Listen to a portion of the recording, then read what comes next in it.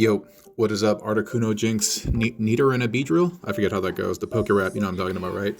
In this video, it's going to be a kind of a tutorial, but not really at the same time. Really, I just want to show you some of the, I guess, building techniques involved with this, and perhaps it'll be an inspiration for some of you builders out there who build stuff. But yeah, really, I'm just going to kind of go over how some of this is made, but may not do this entire whole breakdown. Also, I was going to say, when I debuted this on the, I think, community tab, some of y'all had commented on the tiki face. Yes, that is super duper intentional. It's actually supposed to resemble one of these Scooby-Doo villains. It's kind of a deep cut because people always comment on that toe line, like this whole combo looks like a Scooby-Doo thing, and it totally does, and so I wanted to incorporate, I don't know, man.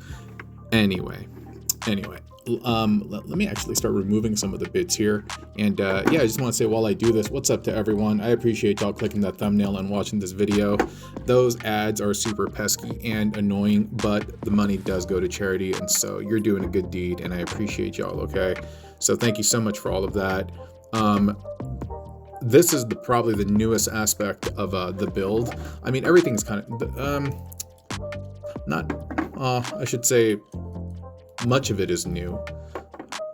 The legs borrow a technique from another build, some aspects of it, and that is this. Like, this is, I was going to start with the arms, but you know what, let's just go with familiarity first. This is just a the toe line torso, and it's a great, nice, chunky bit that you can use for a leg. The first person that I saw use this as a leg piece was Semi G0X2, a master builder out of Hong Kong. He does incredible work, not just building, but he also paints and does custom stuff. But yeah, so this is the toe line torso. Then we have one of the legs on the bottom, and it's really great, kind of extending that down. And the platform over here extends back so that it can support like all this weight. And then you can see right over here we have one of the the exhausts as a heel stabilizer, and filling out this kind of what would be an empty cavity over here is this thruster is actually attached. It's plugged in right there to the side of this exhaust, and then this arm we have cascading down from one of the thighs, and it's not super duper clean, but it does fill up that space, and I'm okay with that. This, I didn't really have any place to put this, so I just kind of like stuck it there. In the top, plugging into the two ports in the shoulders over here, you can see the Transmutate thighs, and inside the thighs there are two ports, and that's where we've plugged this. And yeah, so I would say about like 70% of this is borrowed from another build, but due to the uniqueness of the Transmutate parts, or excuse me, the shard parts, it looks a little bit different, but I would say about 70% borrowed from another build. This over here is pretty unique. I built it differently. Like I did another double Transmutate, double toe line combiner in the past, but I built the torso differently. Like in the other version, I had this touching this. I believe that's how I did it. Yeah, but now you can see that they're facing the opposite directions. I think the back, I'm trying to see what's the best way to, maybe I can just peel off the chest, and yeah, that'll probably be the best way to show you. There we go. I can take these off too. That's pretty clean. Okay. So you can see over here that these are two of the Paleotreks, or in this case, the Transmutate dinosaur torso, and they are connected using one of the tails. This tail goes back and it connects into the other tail, the same bit. Like these two are the same bit, right? The two spines, the frilly parts, and those are hanging down over there. And I like the fact that they become the spines. And then here, you can just see that we have the exhausts. We have the heads plugged into the neck stock. Sorry, just doing some fixing. And then we have the arms of Transmutate, or excuse me, toe line. I don't know why I keep calling her Transmutate, him Transmutate, but yeah, we have those plugged in and they're facing the opposite way. Okay. We have another set of arms over here, and maybe I didn't mention this at the beginning, but this is made of 6 bots, 2 toe lines, 2 Transmutates, and 2 shards. And you can see these arms are not plugged in together. Now they are, but they're plugged in together as they normally would be.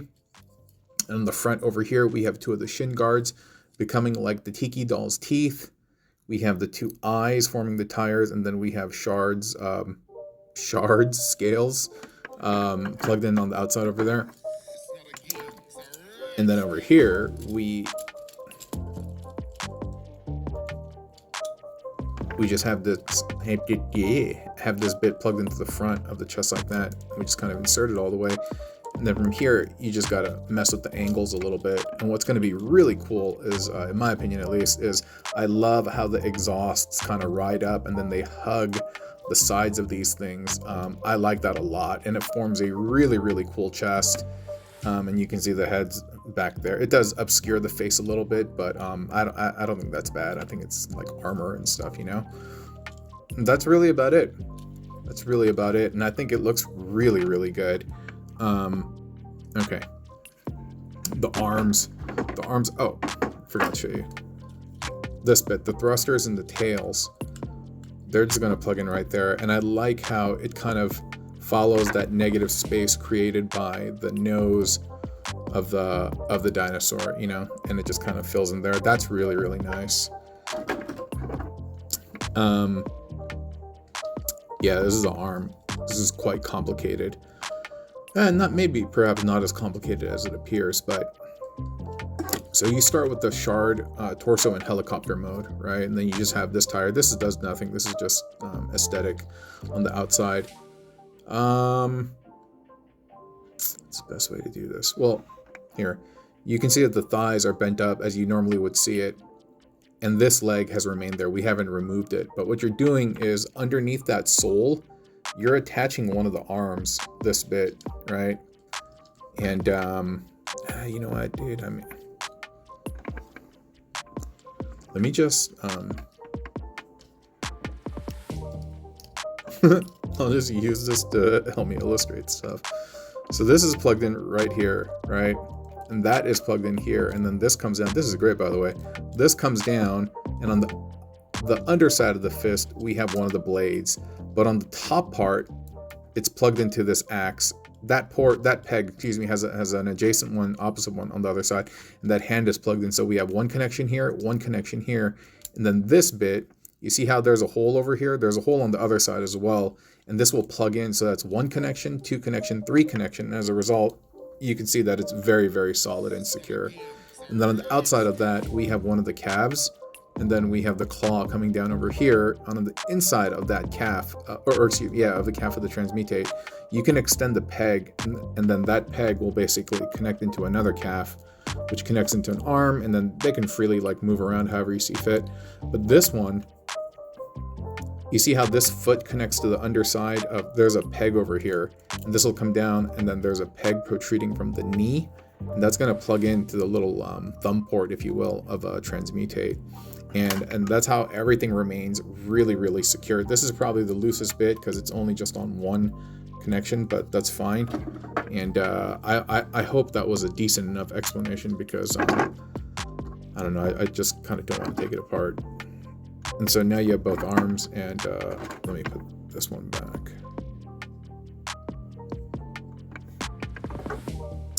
Yeah, and then from there, we're just kind of plugging everything back in. We get these, and we plug them into the side of the bot. We do that. And then afterwards, we just, sorry about that. I know my fat hand was all up in the cam. That's it, Gidget, Kimmy Schmidt, and yeah, that's the build. That's the build, my friends. And so, if you have two of these molds, whether they be toe line or scrap hook or axleverse or anything, you just need two of these. You need two of the P-Trex molds, so it might be a Skelovore or a Transmutate, and Shard is the only one where you'll need two, but I'm sure eventually they'll release another mold made, a repaint of hers. But that's it, yeah, 2x2x2. I thank you so much for watching. I appreciate you, especially for those of y'all watch to the end. I'm still undecided whether I'm going to do long form videos or not, but yeah, we'll see. Hope you guys have been enjoying the shorts. I've been really investing my time there. Cool. Have a nice day, friends. Bye.